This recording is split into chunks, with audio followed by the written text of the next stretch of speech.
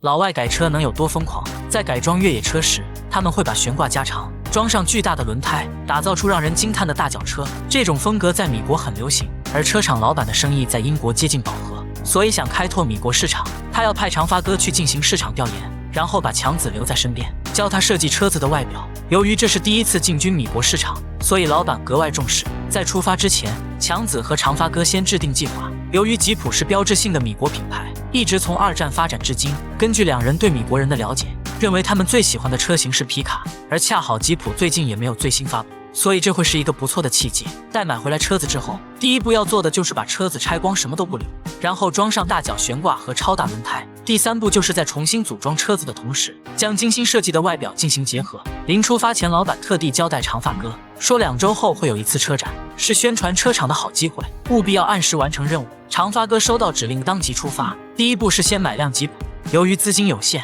他只能买选配少的二手车，其他方面他自己来改。经过一番挑选，他看中了这辆2015年的车子，讨价还价后以$33,000成交。长发哥开着车子直接去了墨西哥，因为那里对于他来说，工钱便宜，改装速度快，重点是还有熟人。不过这件事他没有告诉老板，因为老板信不过他们的技术。经过数个小时的奔波，长发哥终于在闹市中找到了维多。他给维多展示了吉普的图片，同时讲解了自己的设计理念。起初长发哥还担心维多做不到，但他大笑一声说，只要钱给够，坦克都能给你造出来。就这样，两人愉快地达成了交易。次日，他把车子开到维多店里，开始了改装之旅。打造皮卡的第一步，要先移除所有的车门饰板，甚至结构柱。通常这种工程量在其他车厂要好几天，但对于维多来说，日落前就可以完成。这是一辆改装过的吉普大脚车，此刻他正在山地测试性能。在如此复杂的路况面前，车子依然能轻松应对。他们改装吉普的目的是为了打入米国市场。1周前，在这家小作坊里，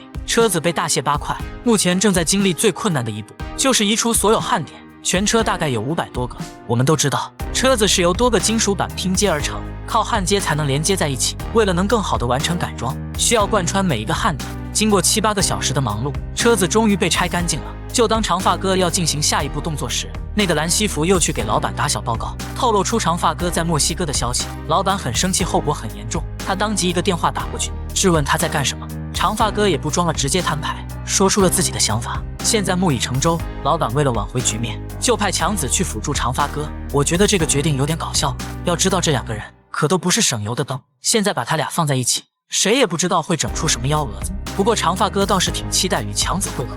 挂掉电话后，他就开始升级悬挂。为了车子足够吸引眼球，他要把底盘增高8寸，这意味着要更换新的控制臂、弹簧和减震筒。总之要换掉很多零件，才能确保在负重运行时依然保持稳定。长发哥把2个弹簧拿出来对比，可以看出新的要长了一点，虽然不多，但对应的摇臂却大得惊人。他们把剩下的轮胎装上去，底盘系统就完成了。下一步就是该打造车身了。原本后座的地方要焊上定做的钢制平挡货斗，然后装上整组新的车身板件和结实的防滚保护杆，打造出狂野的气质。另一边的强子也抵达了墨西哥，不过他没有直接去找长发哥，而是来到了当地二手车行。你说巧不巧，两人去的竟然是同一个车行。这俩活宝可真是心有灵犀。强子买了一些装饰配件，要给长发哥一些惊喜。这辆越野车绝对能超乎你的想象，它由一辆吉普改装而来，拥有超大的轮胎和超强的悬挂，应对复杂路况完全没问题。虽然它现在看起来威武霸气，但是改装过程却一波三折。当长发哥在安装车身时，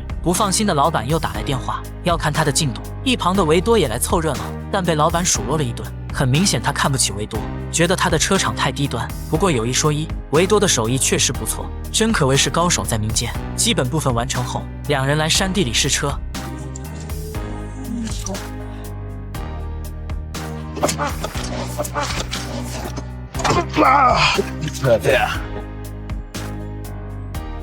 可以看出来车子性能很不错。两人前脚刚回到车场，后脚强子就赶过来了。他看到车子后也是赞不绝口，车上的大部件很有冲击感。这次强子的任务是点睛之笔，也是最关键的一步，就是把车子和高端挂钩。他带来了老板的理念，要把外表做成磨砂质感，内装也尽量豪华。凭借精湛的手艺征服米国市场。喷漆的第一步是先打磨，这样车漆才能更好吸附。这一步完成后，挑选颜色又成了难题，大家争论不休，谁也说服不了谁。最后强子想起来上次的装甲车，觉得还是军绿色更硬气。他们听后一拍即合，现在距离车展不到1天的时间，必须加快速度，大家都不敢有一丝懈怠。